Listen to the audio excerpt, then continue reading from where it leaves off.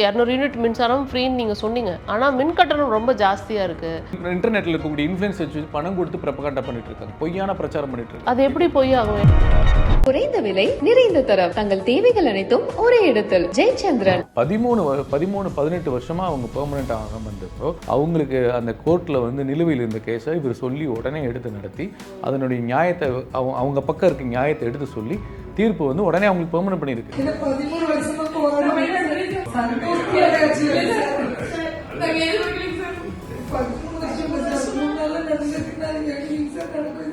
கையெடுத்து கும்பிட்டு போறாங்க, நீங்க எங்க குலசாமின்னு சொல்லி கையெடுத்து கும்பிட்டு போறாங்க. இன்னைக்கு சாதாரண ஒரு மக்கள் மினிஸ்டர் பார்த்து சார் எனக்கு இந்த பிரச்சனை என்று சொல்லி கேள்வி கேட்கிறாங்க. அந்த தைரியத்தை கொடுத்தது யார்? முதல்வர் விஜய். எனக்கு இதெல்லாம் பார்க்கும்போது ஒரு கற்பனை பண்ணி பார்த்தா அந்த கோட்டையில் இருக்கக்கூடிய ஒரு கோட்டு போட்ட கருப்பு சாமியை தான் நான் பார்த்தேன்.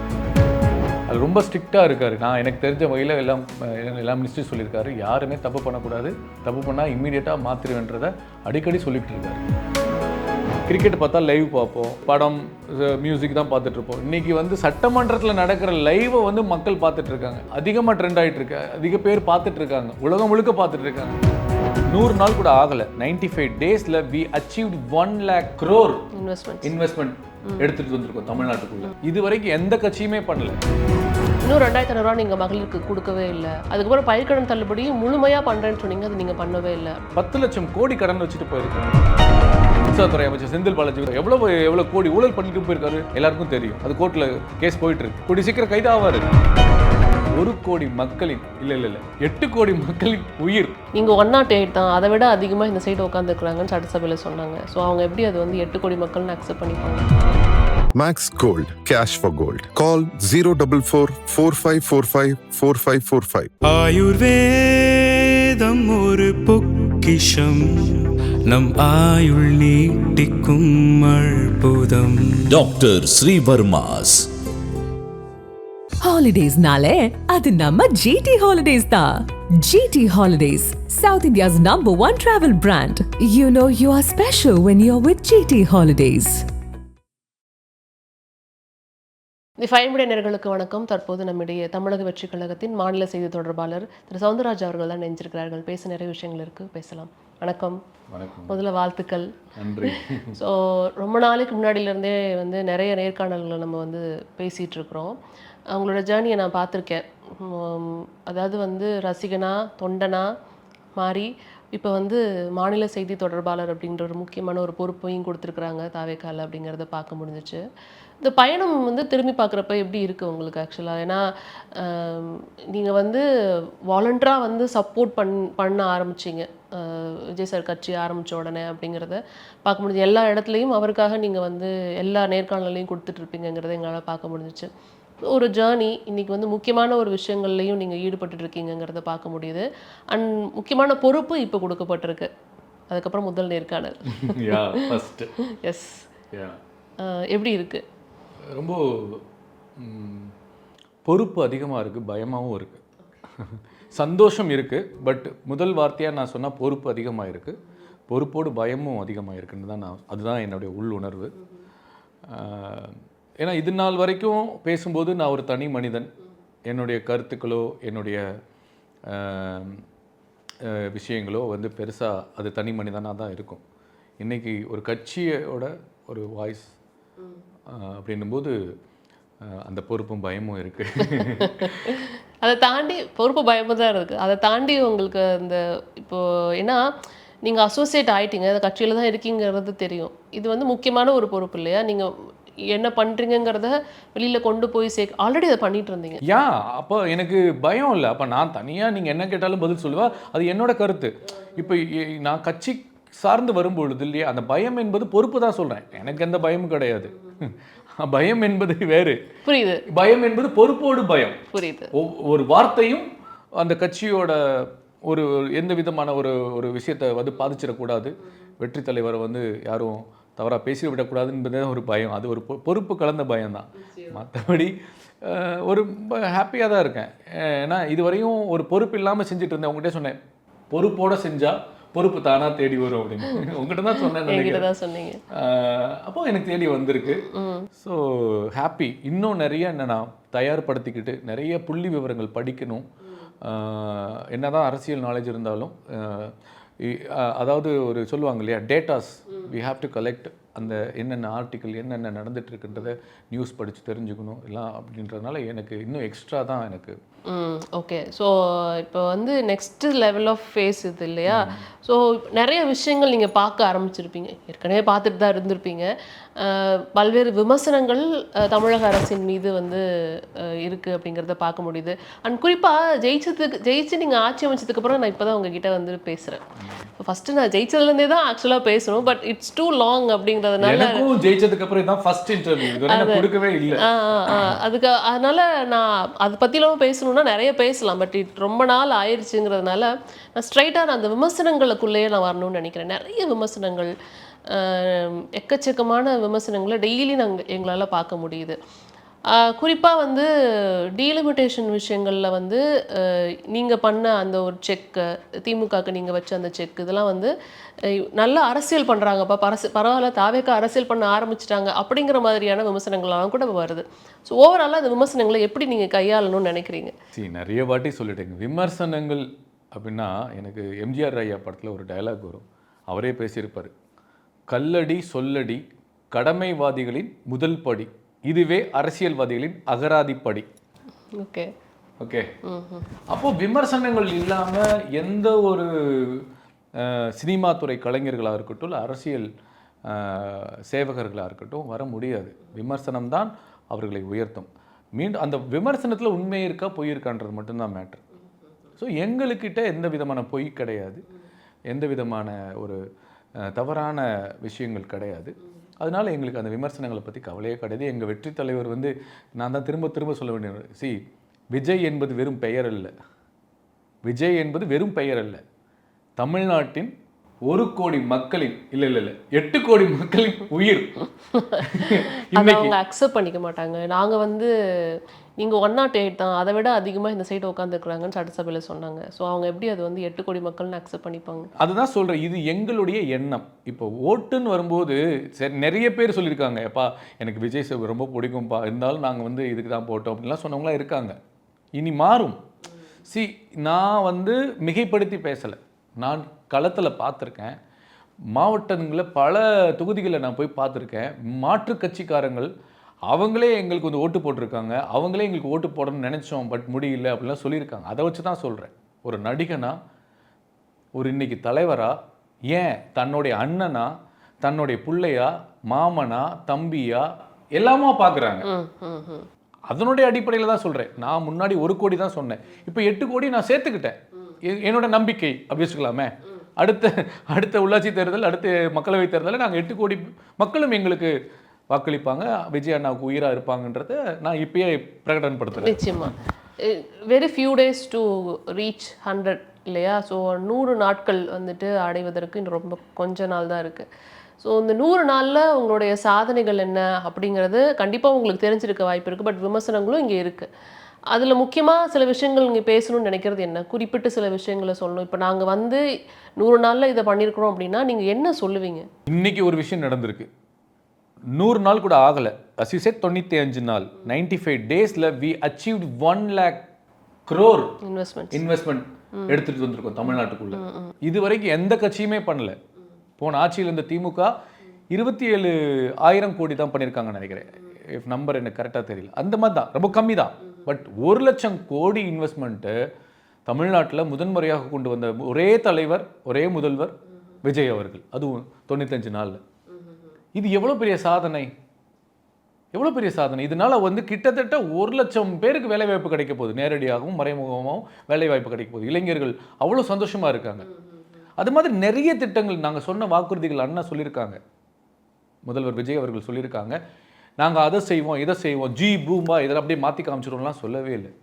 எது சாத்தியமோ அதை நாங்கள் செய்வோம், எதை சொன்னமோ நாங்கள் கொஞ்சம் கொஞ்சமாக படிப்படியாக அதை நாங்கள் செஞ்சு முடிப்போம், இப்படி தான் சொல்லியிருக்காரு. அதனுடைய வகையில் பார்த்தீங்கன்னா 200 யூனிட் மின்சாரத்தை வந்து ஃப்ரீ பண்ணதாக இருக்கட்டும், விவசாயிகளுக்கு தேவையான விஷயங்களை பண்ணி கொடுக்கறதா இருக்கட்டும், பெண்களுக்கு தேவையான பாதுகாப்பை உறுதிப்படுத்துகிற வேலுநாச்சியார் சிங்கப்பெண் திட்டமாக இருக்கட்டும், அந்த மாதிரி ஒவ்வொரு சாதனையும் வந்து நம்ம 3 மாதத்துக்குள்ளே அவ்வளோ சாதனைகள் பண்ணியிருக்காரு.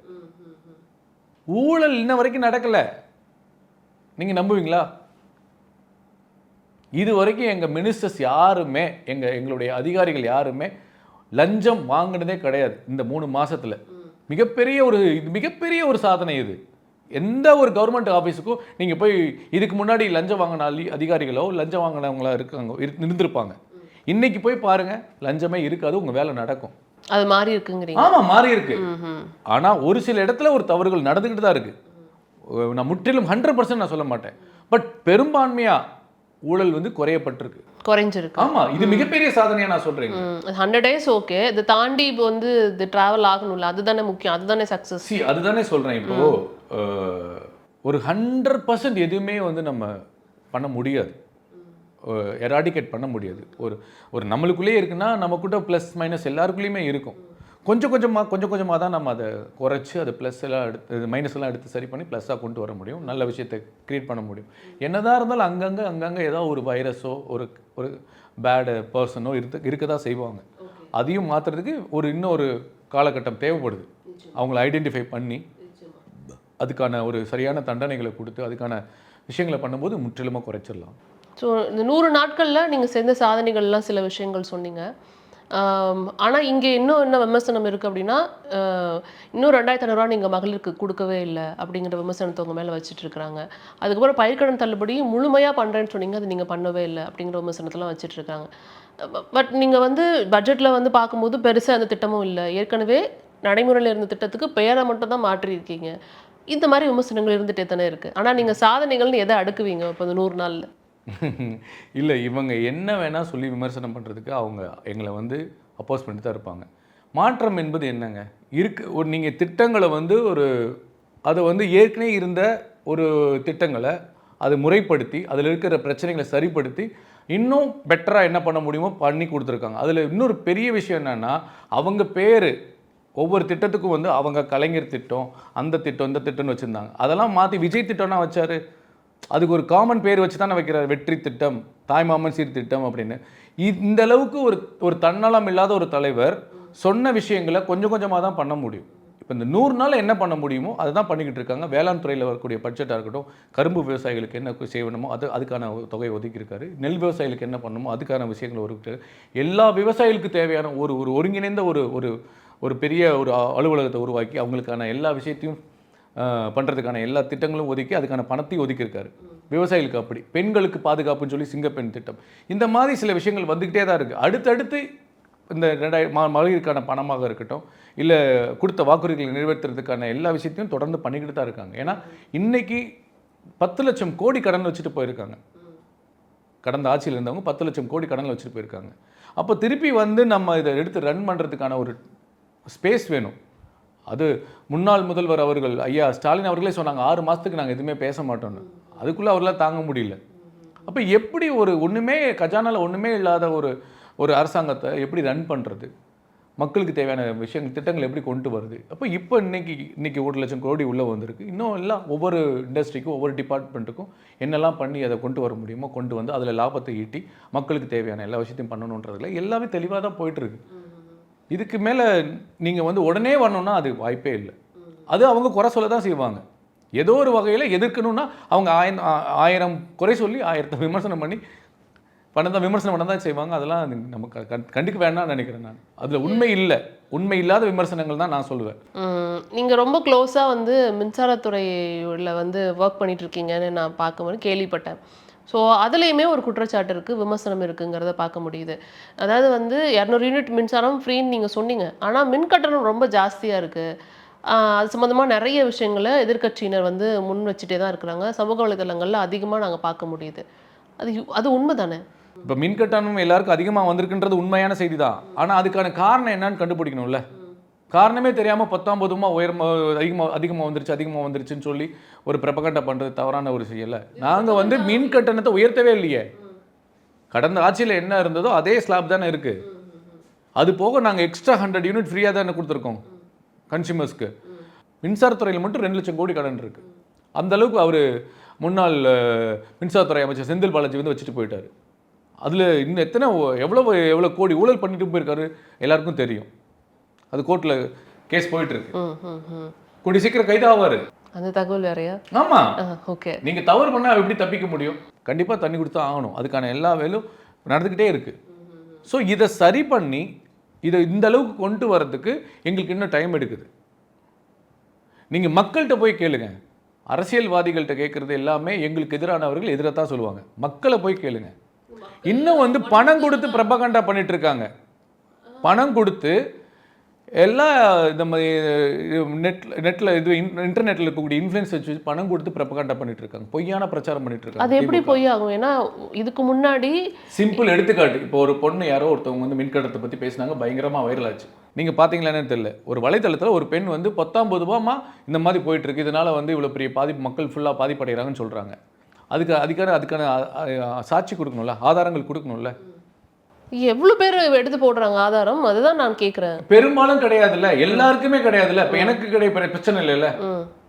யார் அதிகமாக கரண்ட் யூஸ் பண்ணுறாங்களோ. இல்லை, நான் என்ன கேட்குறேன்னா, அவங்க வந்து இதுக்கு முன்னாடி 200 யூனிட் மின்சாரம் வந்து நான் வந்து பாருங்க கொடுத்துருக்குறாங்கன்னு சொல்லி தான் அந்த வீடியோவை போட்டாங்க. அதாவது எப்படின்னா in favour of TVK government அப்படிங்கிற மாதிரி தான் அந்த வீடியோ. அப்புறம் வந்து ஏன் அவங்க மாற்றி போட போகிறாங்க, பணம் வாங்குறாங்க அப்படிங்கிற மாதிரிலாம் விஷயம். அதுதான் சொல்கிறேன், மனித மனம் தானுங்க. பணம் கொடுத்தா யாருமே மாற மாட்டாங்களா? இந்த மாதிரி பல இடங்களில் அவங்களுக்கு தேவையானவர்களை வச்சு, இப்போ ஜென்சின்னு சொல்லி ஒரு குரூப் வச்சுட்டு அவங்க வந்து பிரபகண்டா பண்ணிட்டு இருக்க பொய்யான பிரச்சாரங்களை பண்ணிக்கிட்டே இருக்காங்க. அதை உடனே என்ன பண்ண போறீங்க? அதுதான் சொல்றேன். இப்போ நாங்க வந்து இதை சரி பண்ண தான் நாங்க பண்ணிட்டு இருக்கோம். இன்னும் இதை கம்மி பண்ணி மக்களுக்கு ஒரு ஒரு நல்ல ஒரு ஒரு ஒரு சந்தோஷமான ஒரு மக்களுக்கு ஏற்ற ஒரு சில விஷயங்களை பண்ணணும்னு தான் எல்லாமே பண்ணிட்டு இருக்கோம்.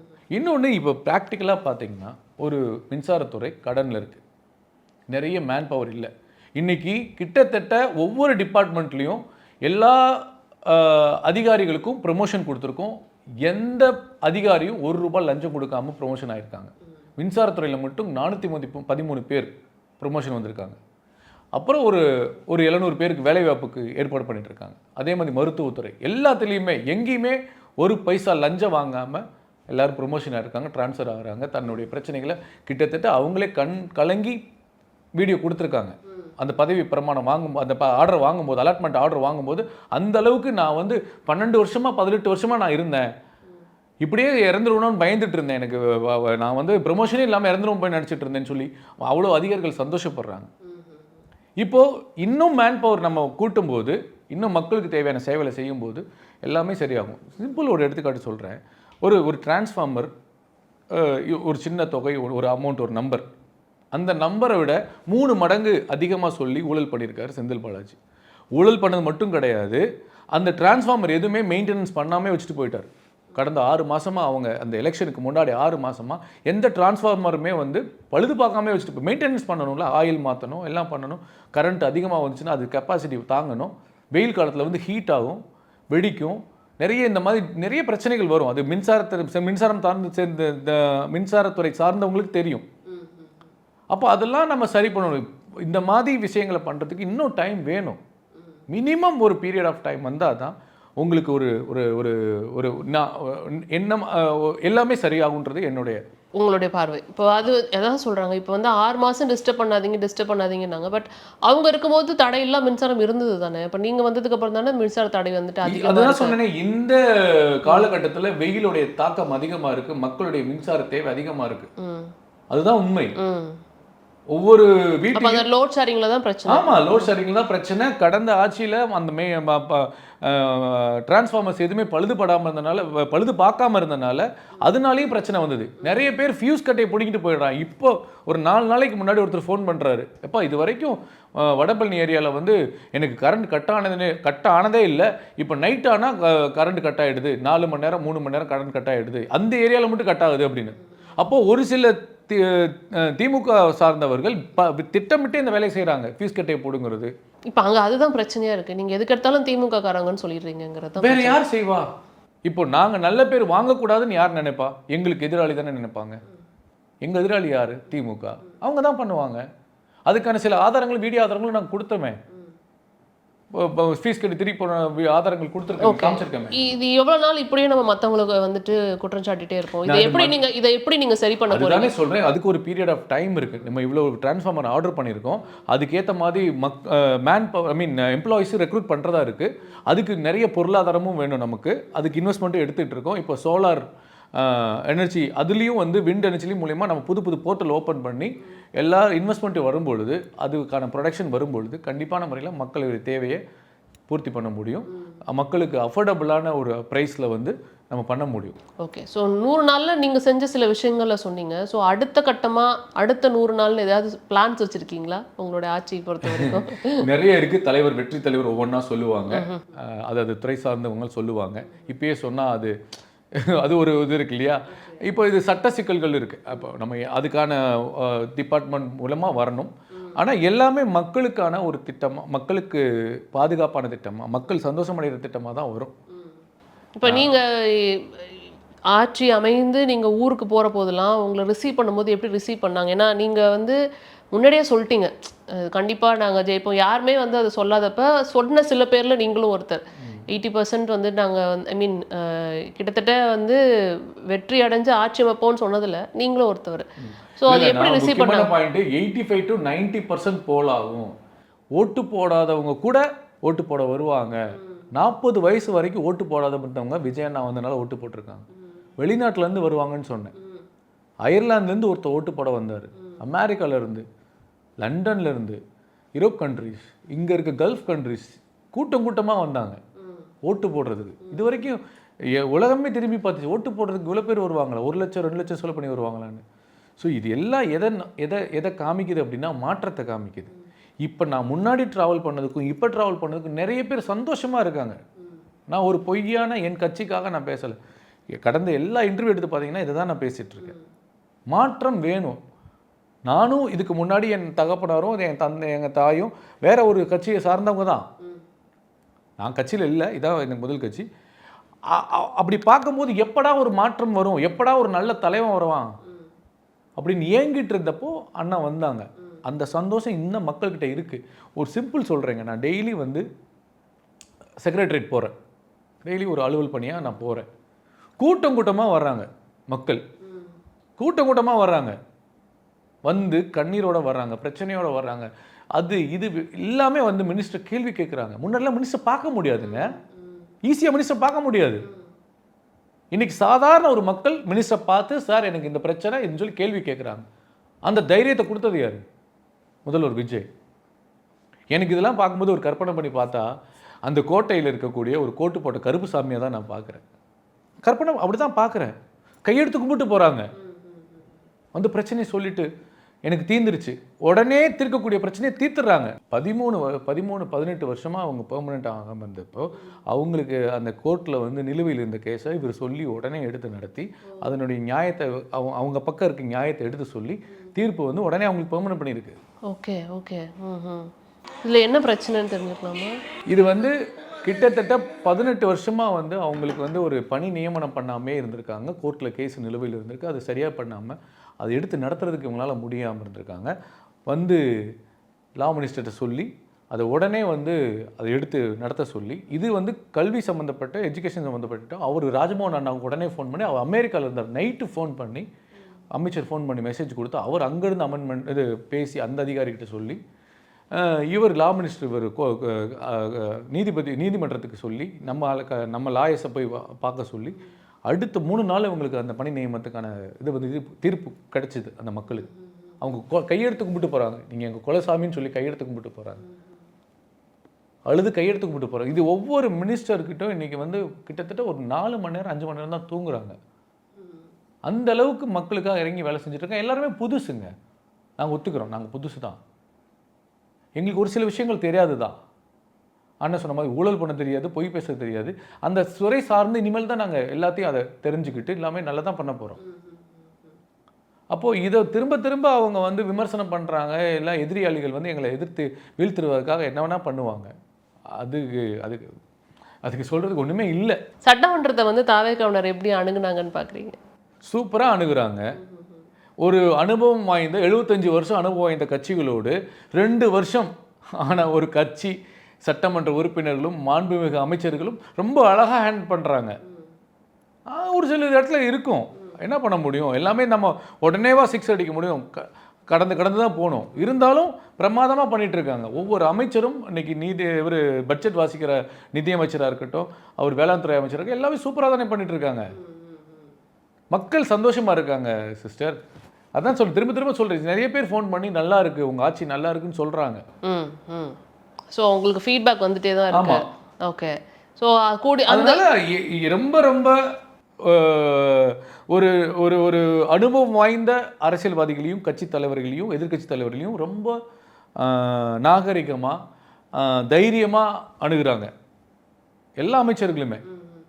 இன்னும் போக போக போக இன்னும் இதோட அதிகம் தான் ஆகும், எக்ஸ்பர்ட் ஆயிருவாங்க. ஆமாம் கண்டிப்பாக. ஸோ அடுத்தடுத்த மானிய கோரிக்கைகள்ல இன்னும் விவாதங்கள் வந்து சூடு பிடிக்குங்கிறத கண்டிப்பாக சூடு பிடிக்கும். மற்றவங்க மாதிரி தேவையில்லாத விஷயங்களை பேசாமல் பாயிண்ட்டை மட்டும் பேசுறதுக்கான எல்லா விஷயங்களும் நடந்துட்டு இருக்கும். இதுக்கு முன்னாடி சட்டமன்றம் வந்து ஏதோ பட்டிமன்றம் மாதிரியும் சண்டை போடுற மன்றமாக தான் இருந்துச்சு.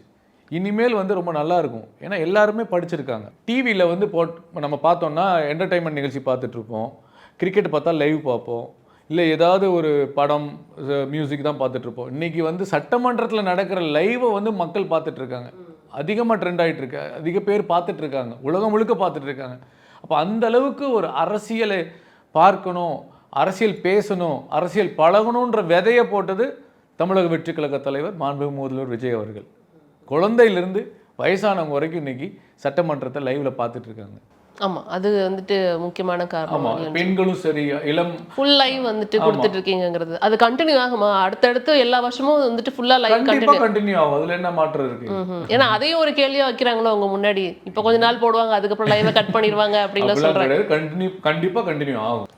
இந்த 100 நாள்ல பண்ண பெஸ்ட் விஷயம் தாவேக்கா வந்து இந்த விஷயத்த பண்ணியிருக்கிறாங்க, இது ரொம்ப ஒரு சிறப்பான ஒரு விஷயம் அப்படின்னு நீங்கள் நினைக்கிறது என்னென்ன தெரிஞ்சுக்கலாமா?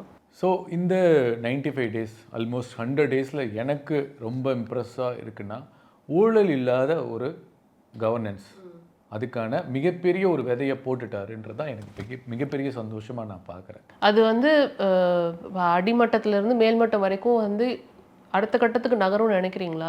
இல்லை இது இன்ஷியல் டேஸ் தான், போக போக வந்து இன்னும் நடக்கிறதுக்கு வாய்ப்பு இருக்குது அப்படின்னு சிலர் சொல்கிறாங்க இல்லையா? இன்ஷியல் டேஸ்ப்பா கொஞ்ச நாளைக்கு சும்மா வந்துட்டு இருப்பாங்க, அதுக்கப்புறம் பழையபடி மாறிடும். நான் அவரோட ஒரு 10 வருஷம் பழகியிருக்கேன். கண்டிப்பான முறையில் இதை விட இன்னும் ஸ்ட்ரிக்டாகவும் ஒரு லாயலான ஒரு கவர்மெண்ட்டாக தான் இருக்கும். மக்களுக்கு ஒரு ஒரு ஒரு ஒரு சந்தோஷப்படக்கூடிய ஒரு ஆட்சியாக தான் இருக்கும். கண்டிப்பான முறையில் நான் எழுதி வச்சுக்கோங்க, இன்னும் 2-3 வருஷத்தில் தமிழ்நாடு வந்து ஒரு மிகப்பெரிய செழிப்பான ஒரு மாநிலமாக மாறும், அதில் மாற்று கருத்தே கிடையாது. அது ரொம்ப ஸ்ட்ரிக்டாக இருக்கார். நான் எனக்கு தெரிஞ்ச வகையில் எல்லா மினிஸ்டரும் சொல்லியிருக்காரு, யாருமே தப்பு பண்ணக்கூடாது, தப்பு பண்ணால் இம்மீடியட்டாக மாற்றிடுவேன்றதை அடிக்கடி சொல்லிக்கிட்டு இருக்காரு. ஓகே ஓகே, அதை என்ஷூர் பண்ணிகிட்டே இருக்காங்க. ஆமாம் ஆமாம், தெரியாமல் கூட தப்பு பண்ணிடாதீங்க. அதாவது எரர், ஹியூமன் எரர், அதாவது மிஸ்டேக் சொல்லலாம், பை மிஸ்டேக் கூட வந்துடக்கூடாது, அவ்வளோ நீங்கள் கண்ணுக்கு வருத்தமாக இருக்கணும். அதே மாதிரி மக்கள் நம்மக்கிட்ட வர்றாங்கன்னா அவங்கள அன்பாக பேசுங்க, பிரச்சனையை காது கொடுத்து கேளுங்கன்னு சொல்கிறது. எனக்கு தெரிஞ்சு இது வரைக்கும் எந்த முதல்வர் அப்படி சொன்னதே கிடையாது. நம்மளை தேடி வர்ற மக்கள் வர்றாங்கன்னா அவங்க என்ன சொல்கிறாங்கன்னு காது கொடுத்து கேளுங்க. உங்களால் இமீடியட்டாக செஞ்சு கொடுக்க முடியல, இமீடியட்டாக செஞ்சு கொடுங்க. இல்லை ஏன் செய்ய முடியாதுன்றதை அவங்களுக்கு காரணத்தை, உண்மையான காரணத்தை எடுத்து சொல்லுங்கன்றது. நான் பல மினிஸ்டர் நான் பார்க்குறேன், அவங்க அவ்வளோ நீங்களே போய் கேமரா எடுத்து போங்களேன், மக்கள் இன்னைக்கிட்ட போங்களேன், எந்த அளவுக்கு மக்கள் சந்தோஷமாக இருக்குன்னு பார்க்கலாம். ஒரு சில மக்களுக்கு பிடிக்காதவங்கள ஒன்றுமே பண்ண முடியாது, எதிரியாக பார்க்குறவங்க எதிரி விமர்சனம் பண்ணிட்டு தான் இருப்பாங்க. ஆனால் கூடிய சீக்கிரம் இன்னும் 2-3 ஆண்டுகளில் கண்டிப்பான முறையில் இந்தியாவில் நம்பர் 1 மாநிலமாக இருக்கும். ஜிடிபியாக இருக்கட்டும், பாதுகாப்பாக இருக்கட்டும், விவசாயமாக இருக்கட்டும், எளியவர்கள் வெளியவர்கள் இளைஞர்கள் எல்லாருக்குமே ஒரு ஒரு ஒரு நல்ல ஒரு சந்தோஷமான, ஒரு ஆரோக்கியமான, ஒரு நல்ல ஒரு ஆட்சியாக தான் இங்கே இருக்கும். ஓகே, ஸோ நிறைய விஷயங்கள் பகிர்ந்துக்கிட்டீங்க. வெறும் நம்ம வந்துட்டு ஒரு 100 டேஸில் அதை மீட் பண்ணுறோம். ஸோ அடுத்ததாக ஒரு 6 மாதம் கழித்து மீட் பண்ணும்போது நிறைய விஷயங்கள் வச்சுருப்பீங்கன்னு நினைக்கிறேன் நான். கண்டிப்பாக. ஸோ அது நடக்கட்டும், அதுதான் மக்களோட ஆசையும் கூட. ஸோ நிறைய விஷயங்கள் பகிர்ந்ததுக்கு ரொம்ப ரொம்ப நன்றி. உங்களோட நேரத்திற்கும் ரொம்ப நன்றி. ரொம்ப நன்றி. Thank you so much. குறைந்த விலை, நிறைந்த தரம், தங்கள் தேவைகள் அனைத்தும் ஒரே இடத்தில். Jayachandran Max Gold, cash for gold. Call 044-4545-4545. ஆயுர்வேதம் ஒரு பொக்கிஷம், நம் ஆயுள் நீட்டிக்கும் அற்புதம். Doctor Srivarma's. Holidays-nale, adu namma GT Holidays da. GT Holidays, South India's #1 travel brand. You know you are special when you're with GT Holidays.